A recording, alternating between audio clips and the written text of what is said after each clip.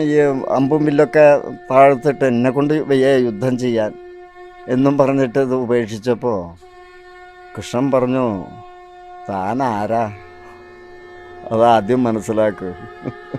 ഓരോരുത്തർക്കും ഓരോ ധർമ്മമുണ്ട്. നീ ക്ഷത്രിയനാണ്. ക്ഷത്രിയൻ യുദ്ധം ചെയ്യേണ്ടവനാണ്. യുദ്ധത്തിൽ ഇടയ്ക്ക് പരാജയപ്പെടാം, ഇടയ്ക്ക് ജയിക്കാം. അതൊന്നും നീയല്ല തീരുമാനിക്കുന്നത്.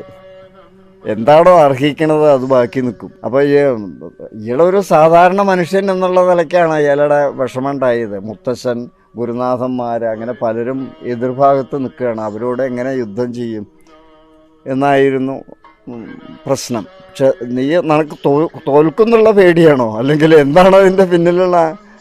അതിലർത്ഥമില്ല. ഇടയ്ക്ക് തോൽക്കാം, ഇടയ്ക്ക് ജയിക്കാം. പക്ഷെ ധർമ്മം സ്ഥാപിക്കലാണ്